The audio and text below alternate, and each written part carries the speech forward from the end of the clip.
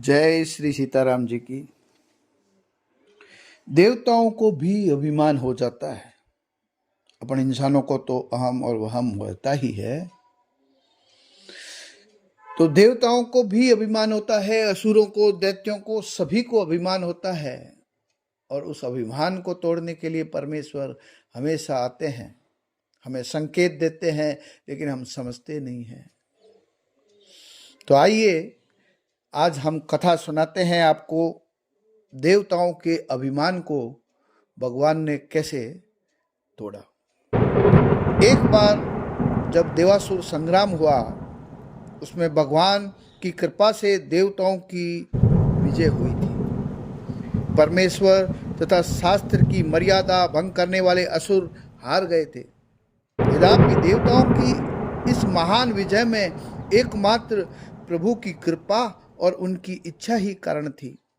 तथापि देवता इसे समझ गए कि हमने ये विजय प्राप्त की है। उन्होंने सोचा यह विजय तो सिर्फ हमारी है और हमने ही इसको जीता है, और यह सौभाग्य सुयश केवल हमारे ही पराक्रम का परिणाम है। भगवान को देवताओं के इस अभिप्राय को समझते देर न लगी। वे उनके संपूर्ण दुर्गुणों की खान इस अहंकार को दूर करने के लिए एक अद्भुत यक्ष के रूप में उनके सामने प्रकट हो गए। देवताओं ने जब ऐसे विशालकाय और अद्भुत यक्ष को देखा तो उनको आश्चर्य हुआ कि ये कौन है। देवता उनके इस अद्भुत रूप को कुछ समझ न सके और बड़े विस्मय में पड़ गए।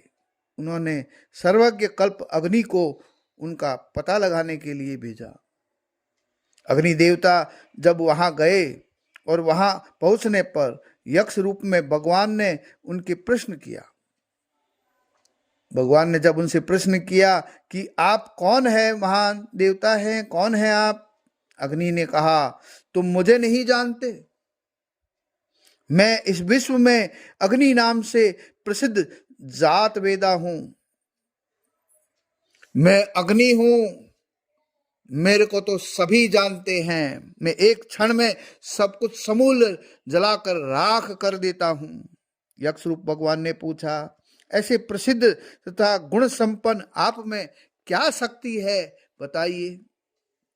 इस पर अग्नि बोले कि मैं इस चराचर जगत को जलाकर भस्म कर सकता हूं। इस पर यक्ष रूप में भगवान ने उनके सामने एक तृण यानी एक तिनका रख दिया और कहा, कृपा करके इसे जला के दिखाइए। अग्नि ने बड़ी चेष्टा की, बार बार क्रोध में स्वयं पैर से चोटी तक प्रज्वलित हो उठे, पर वे इस तिनके का बाल भी बाका न कर सके, न जला सके।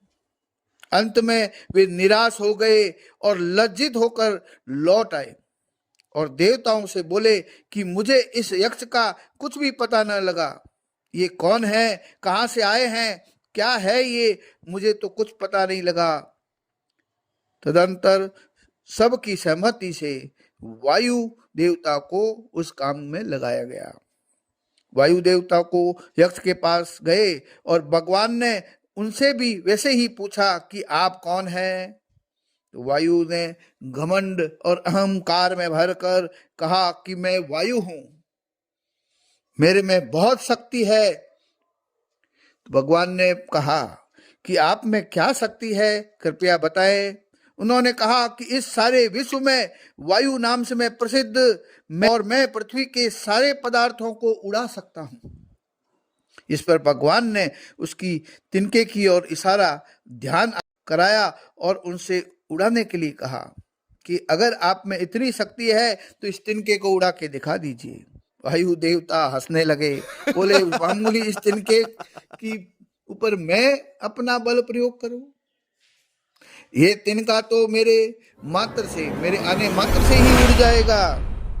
भगवान ने कहा, कृपया दिखाइए आपका क्या बल है। वायु देवता ने अपनी सारी शक्ति बढ़ा दी, पर वो उसे टस से मस न कर सके। वो बार बार प्रयास करते रहे, पर तिनका जरा सा भी ना हिला। अंत में लज्जित होकर देवताओं के पास भाग आए, लौट आए। देवताओं ने उनसे पूछा, वायुदेव क्या हुआ, इस तरह से मुंह लटकाए सर नीचे किए हुए क्यों आए हो? क्या पता लगा कि यक्ष कौन है ये?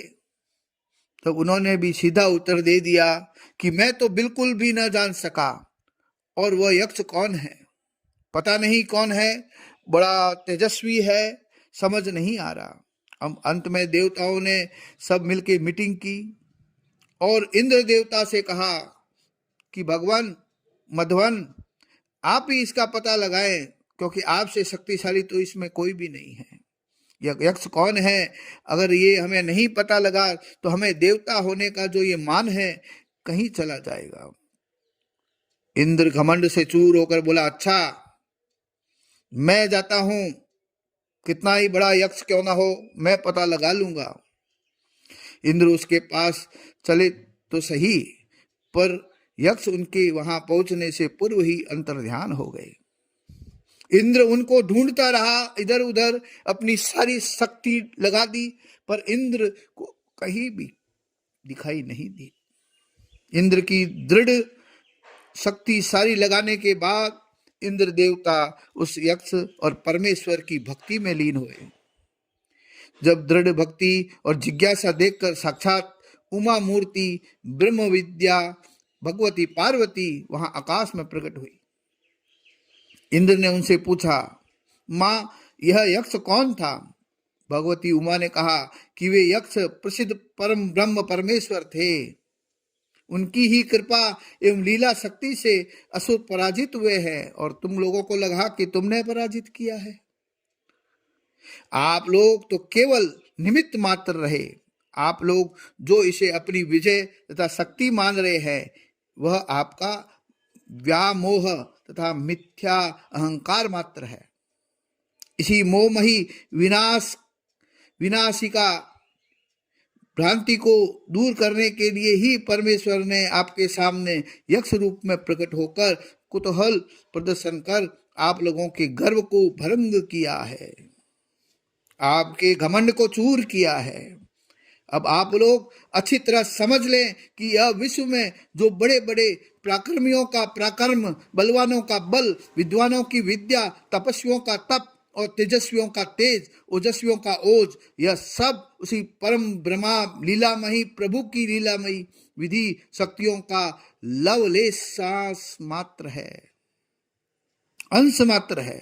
इस विश्व के संपूर्ण हलचलों के केंद्र एकमात्र वे ही सच्चिदानंद परम ब्रह्म परमेश्वर है। प्राणी का अपनी शक्ति का अहंकार मिथ्या ब्रह्म मात्र है। उमा के वचनों से इंद्र की आंखें खुल गई। उन्हें अपनी भूल पर बड़ी लज्जा आई। लौटकर उन्होंने सभी देवताओं को संपूर्ण रहस्य बतलाकर सुखी किया और कहा कि हमें सिर्फ घमंड हो गया था कि हमने इस असुरों को हराया है, इस असुरों पे विजय प्राप्त की है। हम तो सिर्फ निमित्त मात्र दिखाई दे रहे थे, ये सारी लीला परम ब्रह्म परमेश्वर की है। तो इसलिए हमें कभी भी घमंड नहीं करना चाहिए, अहंकार नहीं करना चाहिए। हमारे कुछ कार्य हम मेहनत कर्म करने से जो सफल हो जाते हैं, सिर्फ उसकी दया है कि हमारा वो कार्य बन गया है, लेकिन हमें ये घमंड हो जाता है कि हमने किया। और जब कोई नुकसान हो जाता है, खराब हो जाता है, तो हम कहते हैं कि दूसरे ने किया और अच्छा हमने किया। यह भी एक घमंड का ही रूप है। तो आज से हम प्रभु की इस लीला को शायद समझ गए होंगे कि घमंड तो देवताओं का भी नहीं चलता। जय श्री सीताराम जी की।